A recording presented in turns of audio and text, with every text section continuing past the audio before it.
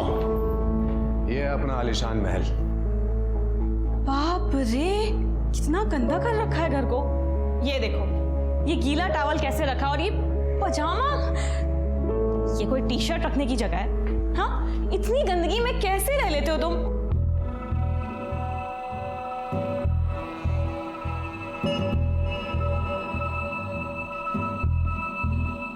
देखो, शादी से पहले ये सब नहीं। हम दोनों एक दूसरे से प्यार करते हैं, और प्यार दुनिया की सबसे प्यार चीज होती है। और जल्दी हमारी शादी तो हो ही जाएगी, उसके बाद तो ये सब होना ही है ना। क्या तुम्हें मुझ पर यकीन नहीं है?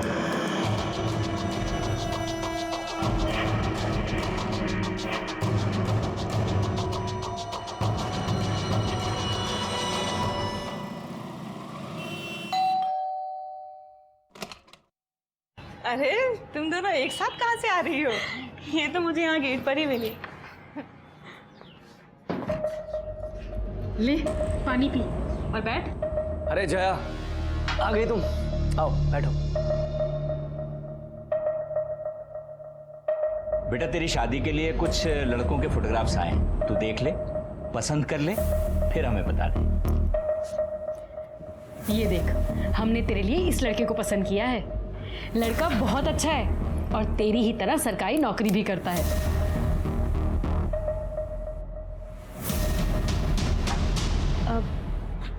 पापा, वो मैं आपको बताने ही वाली थी। हाँ बोलना। मैंने अपने लिए एक लड़का पसंद कर लिया है। कौन है, क्या करता है? बताऊंगी और आप लोगों से मिलवाऊंगी भी, और आप लोगों को भी वो बहुत पसंद आएगा।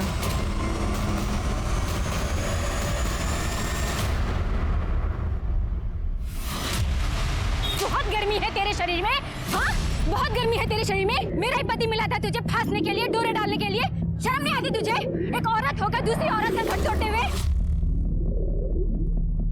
सुन, अगर मर्दों को रिझाने का ज्यादा ही शौक है ना, बाजार में जाके बैठ। यहाँ क्या कर रही है तू? कौन है तू? हाँ, और ये क्या बकवास करे जा रही है? दिमाग तो सही है तेरा? सुन, मैं तुझे जानती तक नहीं हूँ। मैं तेरे जैसी दो टकी औरतों को ना बहुत अच्छे से जानती हूँ।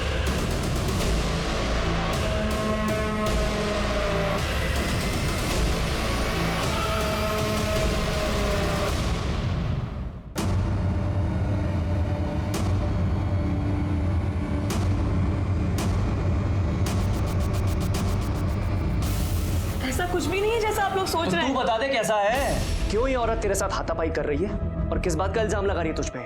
मैं इस औरत को जानती तक नहीं हूँ। इसे जरूर कोई गलतफहमी हुई है। ये क्यों ऐसा कर रही है मुझे नहीं पता। झूठ मत बोल, सब पता है तुझे। हर जगह हमारी नाक कटवा चुकी है।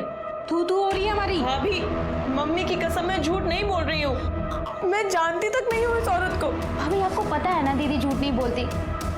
ऐसा कुछ होता तो पहले ही बता देती। वायरल वीडियो ये किसी खतरनाक हथियार से कम नहीं है। आखिर इस वायरल वीडियो का सच क्या है? ये औरत कौन है जो जया को गालियां दे रही है, उस पर हमले कर रही है? कहीं इस औरत ने जया को कोई और लड़की तो नहीं समझ लिया और उसके साथ गाली गलौज करने लगी, या फिर जया की जिंदगी के साथ उसका कोई रिश्ता है? मुझे तो समझ में नहीं आ रहा कि मैं किस पे यकीन करूं और किस पे नहीं। अरे जया, ये वीडियो वायरल हो चुका है और तुम कह रही हो कि तुम उस औरत को जानती नहीं हो। ऐसा कैसे हो सकता है? ये क्या कर रहे हो तुम? बैग क्यों पैक कर रहे हो? कहाँ जा रहे हो? जयपुर जा रहा हूँ माँ से मिलने, मंडे को आऊंगा। इस वक्त जब मुझे तुम्हारी सबसे ज्यादा जरूरत है, तुम मुझे ऐसे छोड़ के जा रहे हो। देखो, मैं तुमसे ये कह रही हूँ कि एक बार पापा से चल के मिल लो। उन्होंने मुझे संडे को लास्ट चांस दिया है। अगर तुम उनसे नहीं मिले तो वो मेरी शादी किसी और से करवा देंगे। अच्छा है, अपने पिताजी की पसंद के लड़के से शादी कर लो, क्योंकि अगर ये हाथ से निकल गया ना, कोई लड़का तुमसे दोस्ती तक नहीं करेगा। अच्छा अब जाओ यहाँ से, चलो, मुझे बहुत काम है। अरे जाओ यार, मूड मत खराब करो मेरे, जाओ जाओ।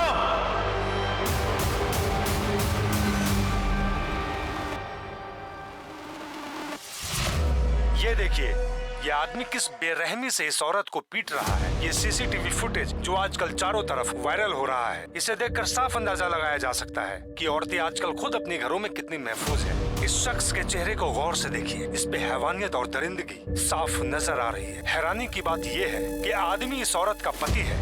अब कोई कैसे यकीन करेगा कि उसने इसके साथ 7 फेरे लिए? तेरा बॉस है ना ये, सुरक्षा और प्रवीण आहूजा। देने की देख कितनी बेरहमी से मार रहा है अपनी बीवी को। आपको याद होगा कुछ दिन पहले ही ये वीडियो वायरल हुआ था जिसमें शालिनी आहूजा इस लड़की को पीट रही थी और कह रही थी कि उसने इसके पति को चुराने की कोशिश की है। मतलब शालिनी को प्रवीण और उस लड़की के अफेयर का पता चल गया और उसने इसी गुस्से में जयपुर से दिल्ली आकर उस लड़की को मारा और वीडियो वायरल हो गया। ये वीडियो प्रवीण ने भी देखा। प्रवीण वीडियो देखकर गुस्से में जयपुर गया और सबक सिखाने के लिए अपनी पत्नी को जानवरों की तरह मारा। पर सवाल ये है कि वो लड़की जिसकी वजह से ये बवाल खड़ा हुआ, जिसने एक शादीशुदा आदमी से अफेयर चलाया और बसी बसाई गृहस्थी उजाड़ने की कोशिश की, उसे अपने किए पर जरा भी शर्म आई या नहीं? उसकी परवरिश कैसी होगी? कौन होंगे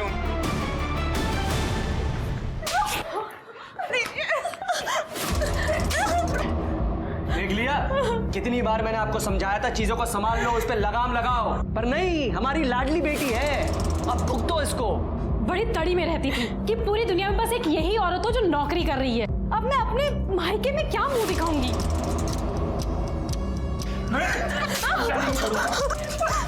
इस लड़की की वजह से हम समाज में मुंह दिखाने लायक नहीं रहे।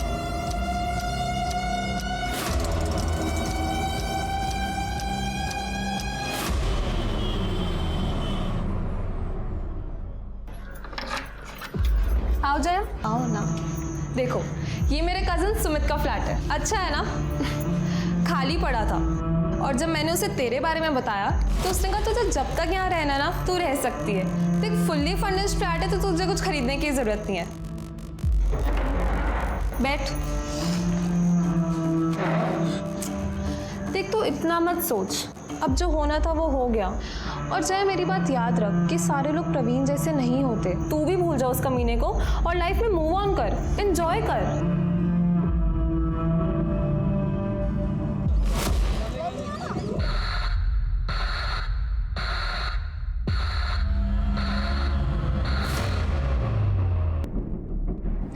ये वही लड़की है ना जिसका वीडियो वायरल हुआ था? यस सर, और इस वीडियो की वजह से इस बेचारी को बहुत कुछ झेलना पड़ा। सर जहाँ जाती थी लोग इसका मजाक उड़ाते थे, ताने देते थे। और सर सबसे बुरी बात ये कि इसके घर वालों ने इसको अपने घर से बाहर निकाल दिया। बड़ी मुश्किल से मैंने अपने कजन के खाली फ्लैट में इसको शिफ्ट करवाया था और इसे समझाया भी था कि दूर रहे इस कमीने प्रवीण से, पर इसने मेरी बात नहीं सुनी सर और जयपुर चली गई उससे मिलने।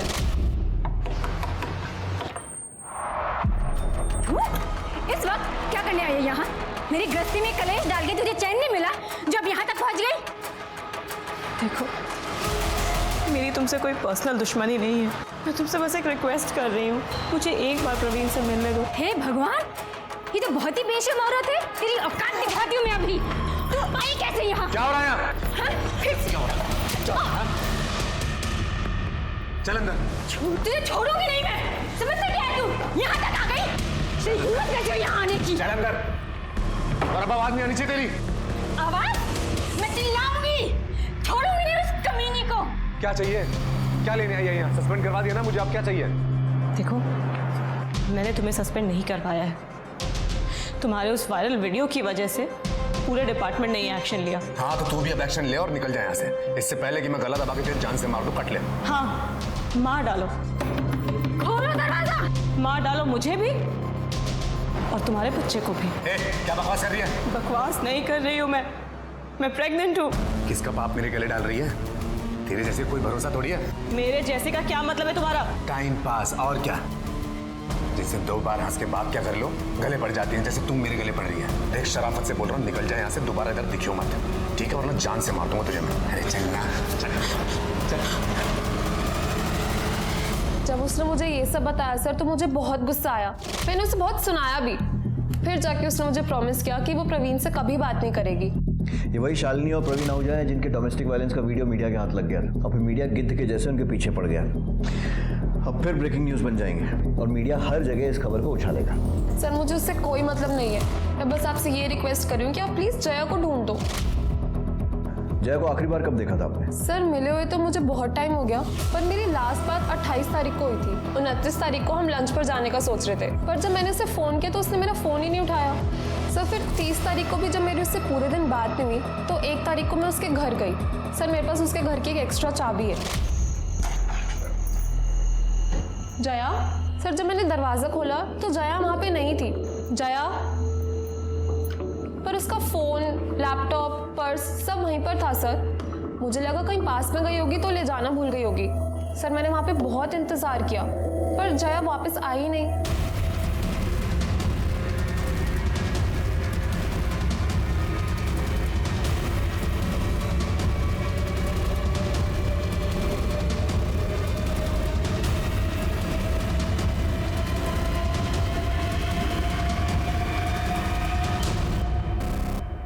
राजीव सर, फोर्स एंट्री या फिर स्ट्रगल का तो कोई निशान नहीं दिख रहा। देखो अच्छे से, कुछ और मिलता है तो।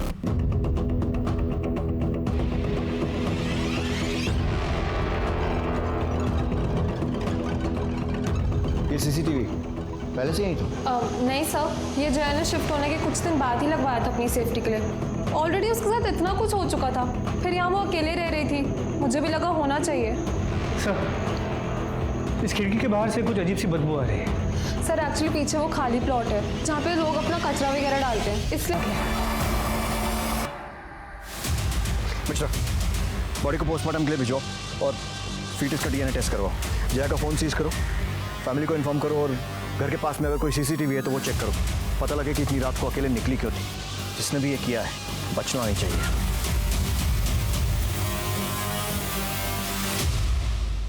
किसी गर्भवती महिला के कत्ल से बड़ा पाप दुनिया में शायद ही कोई दूसरा हो। फिर यहाँ तो कातिल ने औरत का पेट चीर कर उसके अजन्मे बच्चे को ही बाहर निकाल लिया। यह औरत जिसकी पहचान जया पांडे के तौर पर हुई है, कहीं बिन ब्याही मां बनने की सजा तो उसे नहीं मिली, या फिर बिना शादी के मां बनने की जो समाज का नियम और कानून उसने तोड़ा है, ये उसका नतीजा तो नहीं।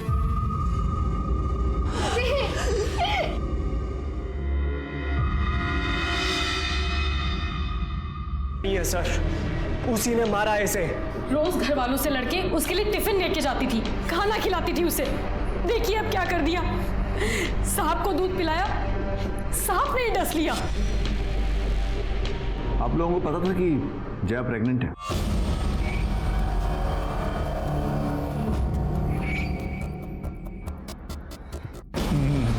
नहीं इंस्पेक्टर साहब।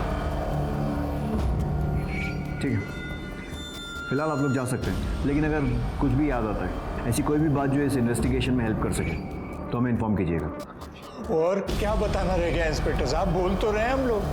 वो कमीना है ना प्रवीण, हड्डियां तोड़ी आप उसकी, खुद ब खुद सब उगल देगा वो। मैं हाथ जोड़ता हूँ आपके सामने, छोड़ना मत उसको। जब तक मेरी बेटी जिंदा थी तो बदनाम कर दिया उसे, और उससे मन नहीं भरा तो मार दिया मेरी बच्ची को। मैंने तो पहले ही कहा था इस पे भी नजर रखो। जो कसर उसने छोड़ दी है ना, कहीं ये वो पूरी ना कर दे। देखा नहीं था जब पुलिस वालों के सामने रो रही थी तो वो लोग हमें कैसे देख रहे थे। वो तो नाक कटवा के गई है, ये तो पूरे परिवार को जेल भिजवा के मानेगी।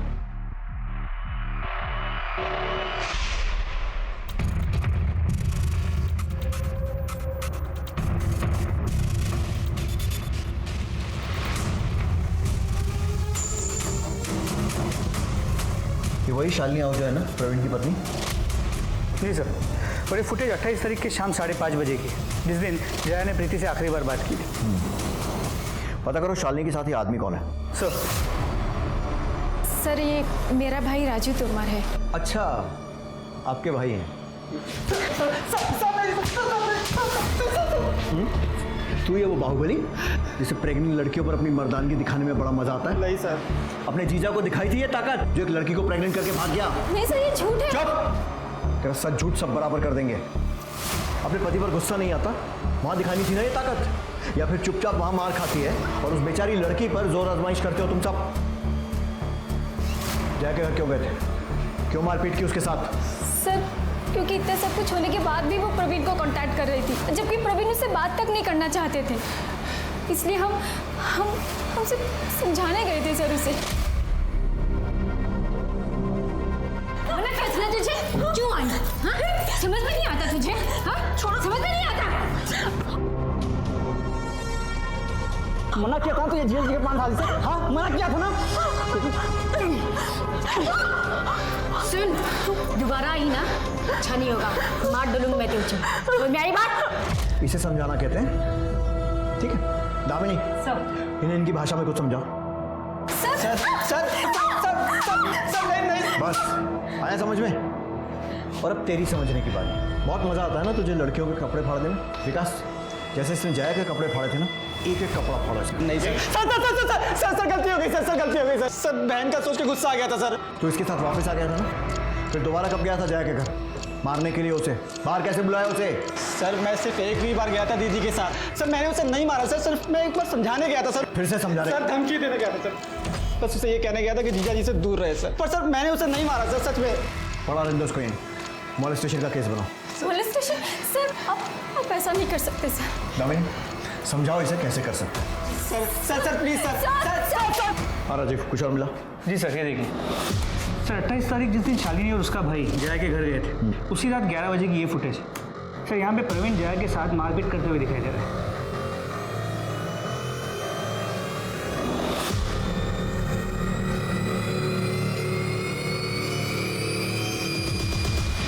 साले फ्रॉड,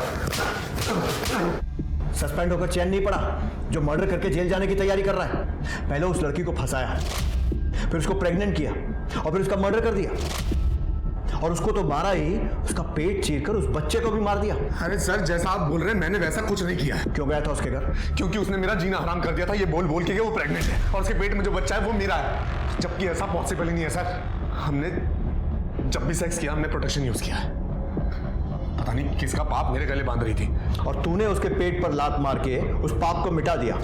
अरे सर, मैंने अपना पाँव जरूर उठाया था, लेकिन लात उसके पेट पर नहीं, मैंने जमीन पर पटकी थी। मैं सच बोल रहा हूँ, आप मेरा यकीन क्यों नहीं कर रहे हैं? मैंने कुछ नहीं किया।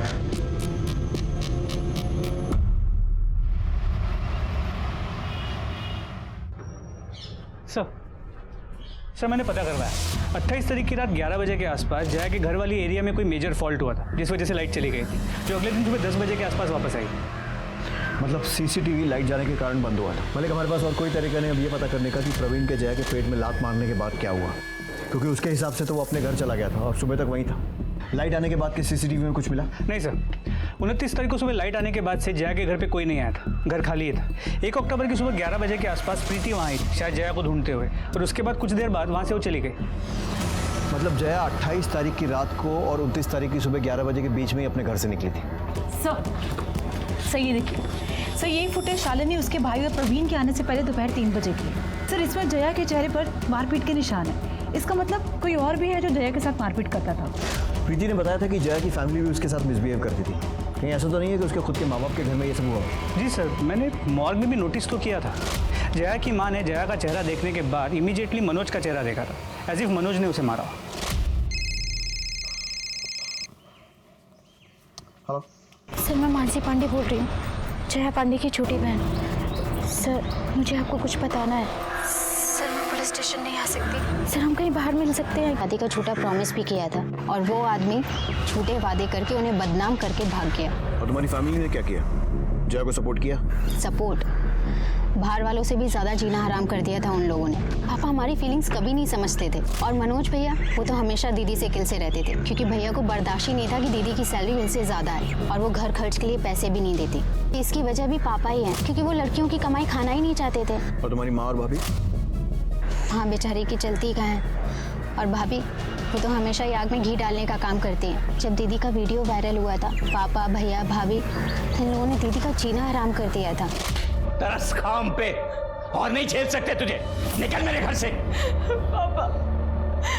पापा मैं कहाँ जाऊंगी? तू तो कहीं भी जा सकती है ना। तेरे जैसी चंट लड़कियों के लिए दुनिया में कोई कमी है क्या? जा ढूंढ ले फिर से कोई शादीशुदा आदमी। पापा मैं कहाँ जाऊंगी?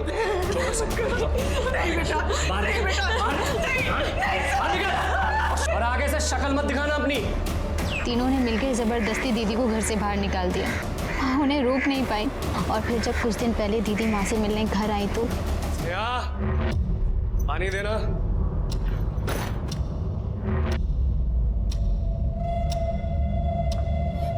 फिर आ गई तू, फिर आ गई तू।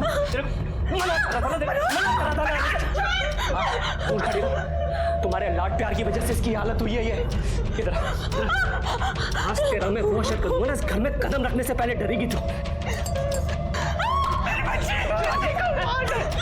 भैया भैया क्या कर रहे हैं? सर भैया ने मुझे भी धमकी दी है कि मैंने अगर आप लोगों को कुछ भी बताया तो वो मुझे जान से मार डालेंगे। मुझे तो लगता है दीदी के मर्डर में मेरी फैमिली का हाथ है। उन्होंने ही जया दीदी को मारा है। जया की किसी लड़के से बात पक्की हुई थी ना? आदित्य वर्षने नाम है उसका, गुरुग्राम में रहता है, इरिगेशन डिपार्टमेंट में काम करता है। सर बहुत ही अजीब आदमी है, दीदी से शादी करने के लिए मरा जा रहा था। तुझे मना करा था ना, पुलिस के पास नहीं जाना है। मैंने तो पहले ही कहा था इस पे नजर रखो, ये हमें जेल भिजवाए बिना नहीं मानेगी। बोल, अब जाएगी पुलिस के पास? जाएगी? अब जाएगी?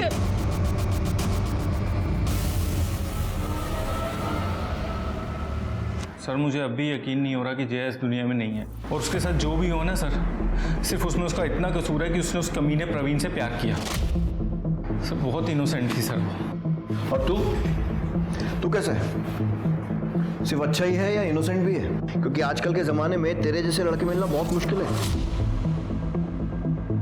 जो सब जानते हुए भी शादी करने के लिए तैयार हो गए। सर मैं वैसा इंसान नहीं हूँ कि किसी को दूसरा चांस ना दूँ अगर उससे कुछ गलती हो जाए, और यहाँ पे तो जया की गलती भी नहीं थी ना सर। 28 सितंबर की शाम से 30 सितंबर की सुबह तक कहाँ था? मैं गुरुग्राम में था सर, अपने घर पे। प्रूफ दे सकता है? प्रूफ कहाँ से लाऊं सर? मुझे पता थोड़ा था प्रूफ देना पड़ेगा, पता होता तो मैं रखता किसी को अपने साथ प्रूफ के लिए। इनोसेंट होने के साथ साथ स्मार्ट भी है। किसी पर शक है जो जया के साथ ऐसा कर सकता है? शक नहीं सर, मुझे पूरा यकीन है प्रवीण आहूजा पे।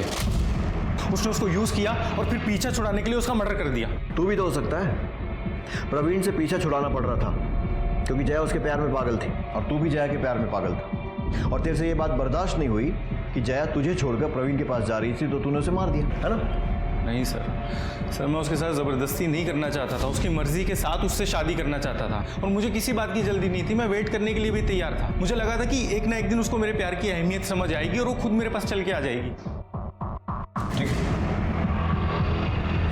Thank you sir. राजीव, जल्द से जल्द इस महान आशिक के सारे कॉल रिकॉर्ड्स और मोबाइल लोकेशंस निकलवाओ। सर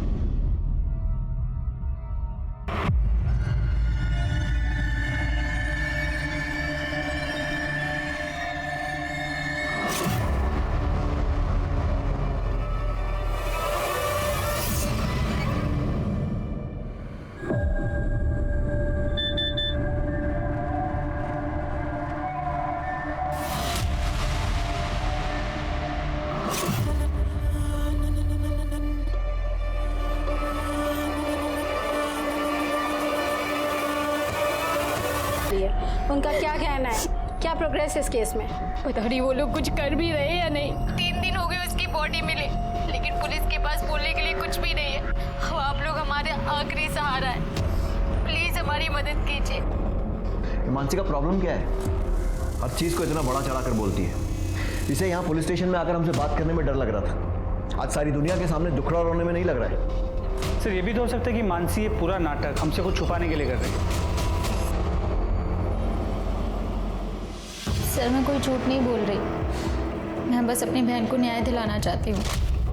हम भी वही चाहते हैं। बस एक बात समझ में नहीं आ रही कि जिस फैमिली पर तुम्हें अपनी बहन के मर्डर का शक था, अचानक उनके साथ मिलकर हम पर इल्जाम क्यों लगा रही हो? वो सर मम्मी को पता चल गया था कि मैं आपसे मिली थी।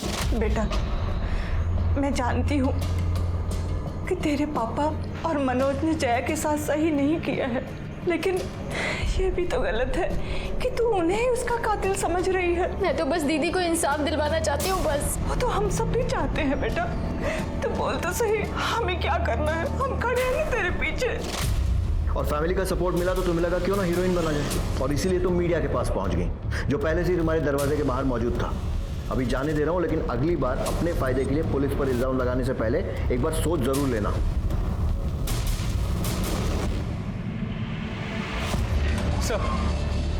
सर पोस्टमार्टम रिपोर्ट के मुताबिक जया की मौत 29 तारीख के सुबह 5 और 7 बजे के बीच चाकू के वार की वजह से हुई।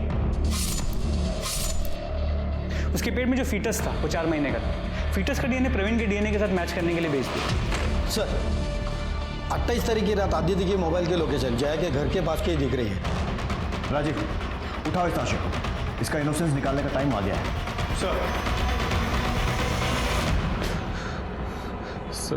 सर जया से मेरी एंगेजमेंट टूट चुकी थी सर। वो किसी भी तरह से प्रवीण से शादी करना चाहती थी। वो अपने बायोलॉजिकल फादर के साथ अपने बच्चे को बड़ा होते देखना चाहती थी सर। और फिर भी तो उसके पीछे पड़ा हुआ था।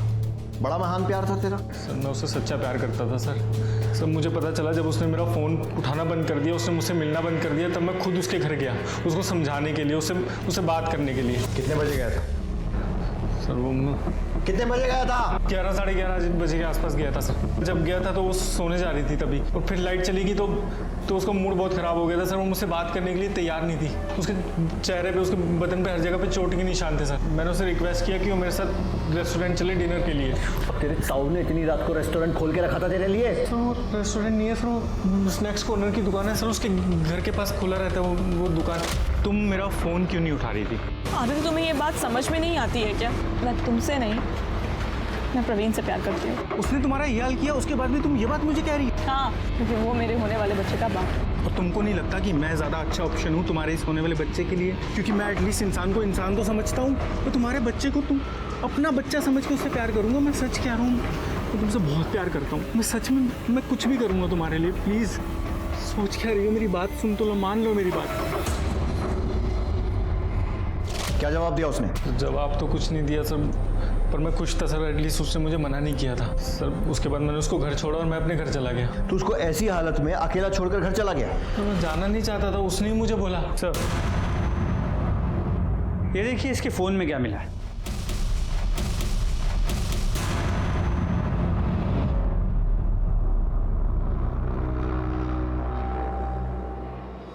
सर मेरी एंगेजमेंट हुई पड़ी थी सर उससे।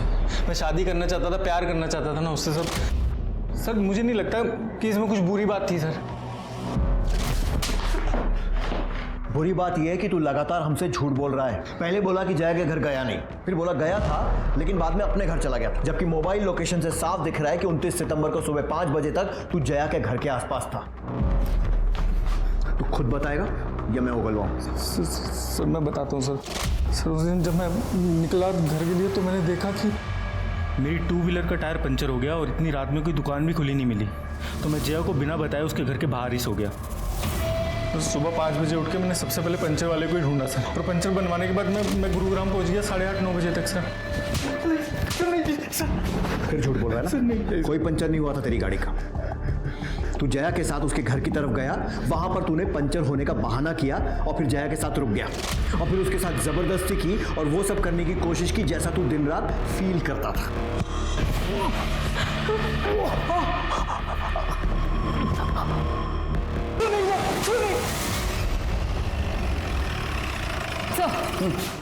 सर कुछ देर पहले मानसी पुलिस स्टेशन आई थी। उसका कहना है कि उसे कोई धमकियां दे रहा है और उसका पीछा करता है। जिस नंबर से धमकियों भरे मैसेजेस आ रहे थे हमने उसकी छानबीन शुरू कर दी है। उसको कौन धमकियां देगा? सर जयंत के बैंक डिटेल्स। सर पिछले कुछ दिनों में उसने अपने सैलरी अकाउंट से अच्छी खासी रकम विड्रॉ की। लेकिन मानसी ने कहा था कि जया घर खर्च में पैसे नहीं देती क्योंकि उसके पिता बेटी की कमाई नहीं खाते।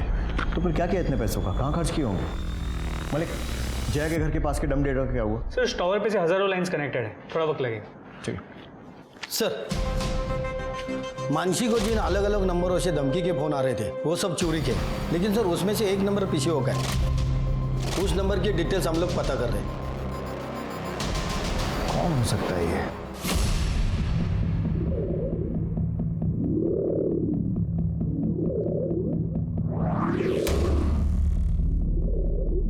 मानसी के अटेम्प्ट टू मर्डर में इसको अरेस्ट करो और लेकर जाओ। सर मैंने नहीं मारा उसे। सर मेरी इस केस में एक के बाद एक नए और ड्रामेटिक खुलासे हो रहे थे। मानसी की जान बच गई थी, वो हॉस्पिटल में थी, और इधर पुलिस ने उस पीसीओ की लोकेशन पता कर ली थी जहां से मानसी को धमकी भरा फोन आया था। ये पीसीओ मनोज के ऑफिस के ठीक सामने था। तो क्या मनोज खुद ही अपनी बहन को धमकी दे रहा था? पर क्यों? जया के घर के बाहर मिले रैंडम एक्टिव नंबर्स की पुलिस जांच कर रही थी, और इस जांच में पुलिस को एक ऐसा नंबर मिला जो जया के मर्डर और मानसी पर हुए हमले के दौरान दोनों जगह एक्टिव था। और मर्डर से कुछ ही दिन पहले जया ने इस नंबर पर कई बार बात की थी। जया ने तेरी इतनी मदद की और तूने बदले में क्या किया? उसे मार दिया। क्यों? सर पापा चाहते थे कि मैं उनकी दुकान पे मदद करूं, पर मैं कॉलेज जाना चाहता था, पढ़ना चाहता था। पर कॉलेज में जाने के बाद मुझे वहाँ बैटिंग का चस्का लग गया और जिसके लिए पैसे चाहिए थे जो मैं जया दीदी से एक्स्ट्रा क्लासेस के नाम पे लेता था। और फिर एक दिन वो कॉलेज के पास से गुजर रही थी तो देखने के लिए कि मेरी पढ़ाई कैसी चल रही है वो कॉलेज में आ गई और उन्हें सब कुछ पता चल गया। इतनी मुश्किल से तुम्हें ये मौका मिला है और तुम वो मौका ये जुए और बैटिंग में गंवा रहे हो और मुझसे झूठ बोलकर पैसे ले रहे हो। सॉरी दीदी, प्लीज माफ कर दो, दोबारा नहीं होगा। दोबारा कुछ नहीं होगा। और आज के बाद से मैं तुम्हें कोई पैसे नहीं देने वाली हूँ। और जितने पैसे तुमने मुझसे पढ़ाई के नाम पर झूठ बोल कर लिए हैं ना, वो मुझे 10 दिनों के अंदर वापस चाहिए, नहीं तो तुम्हारे पापा को मैं सब कुछ सच बता दूंगी। मैं बहुत डर गया था कि अगर जया दीदी ने पापा को ये सब बता दिया तो मुझे बहुत मार पड़ेगी और मुझे उनके साथ बैठ के कपड़े सिलने पड़ेंगे। और 28 तारीख को 10 दिन पूरे होने वाले थे। मेरे पास 1 रुपया भी नहीं था दीदी को देने के लिए। और फिर 29 तारीख के सुबह 5:30 बजे मैं दीदी के घर के इधर चला गया। उस वक्त उस एरिया की लाइट नहीं थी, बहुत अंधेरा था। हरीश, तुम इस वक्त यहाँ क्या कर रहे हो? दीदी वो आपके पैसे इस वक्त दो। शिट, मैं पर्स तो अपनी गाड़ी की डिक्की में ही भूल गया। आप एक काम करो, आप मेरे साथ आओ, मैं आपको पर्स दे दूंगा और फिर मैं वो वहीं से निकल जाऊंगा। देखो, तुम जाके पैसे लेके आओ, मैं नहीं आने वाली हूँ बाहर। गा रहा था, उस पर हमला क्यों किया? आपको कंफ्यूज करने के लिए और मनोज भैया को फंसाने के लिए। और उसके बाद मुझे फ़ोन चुराने का आइडिया मिला।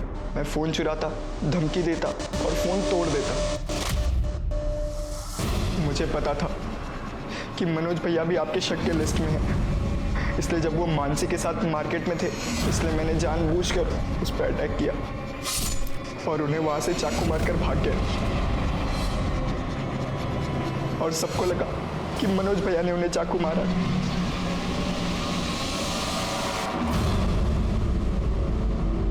बेटा, तेरा बाप कितने झापड़ मारता तेरे को अगर उसको पता चल जाता? 10, 12, 15?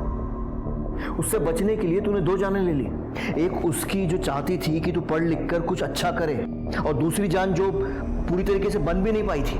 मालूम है, जो खतरनाक क्रिमिनल होते हैं ना, वो भी इतनी दरिंदगी नहीं दिखाते हैं जो तूने किया है। इस केस को देखकर मुझे बशीर बदर साहब का एक शेर याद आता है, कोई हाथ भी ना मिलाएगा जो गले मिलोगे तपाक से। ये नए मिजाज का शहर है, जरा फासले से मिला करो। जया एक नेक दिल और पाक साफ लड़की जिसने लोगों पर भरोसा किया, लेकिन हर एक ने उसके भरोसे का खून किया, चाहे वो परिवार हो, बॉयफ्रेंड या फिर वो हरीश, जिसे पढ़ाने, आगे बढ़ाने और जिंदगी संवारने में जया ने अपनी जिंदगी झोंक दी। बदले में उसने जया की ही जिंदगी छीन ली। ऑनलाइन बेटिंग गेम्स ने हरीश जैसे ब्राइट स्टूडेंट को भी क्रिमिनल बना दिया। ये हमें बताता है कि किस तरह इंटरनेट ने हमारी जिंदगियों को जकड़ लिया है। इंटरनेट का इस्तेमाल हमें इंसान और समाज की बेहतरी के लिए करना चाहिए, न कि बर्बादी के लिए। अब मैं अनूप सोनी आपसे विदा लेता हूं। फिर मुलाकात होगी क्राइम पेट्रोल सतर्क में एक और नए केस के साथ और उस पर हमारे एक्सपर्ट के विश्लेषण के साथ। तब तक अपना और अपने परिवार का ख्याल रखें, सतर्क रहें, सुरक्षित रहें और देखते रहें क्राइम पेट्रोल सतर्क। जय हिंद।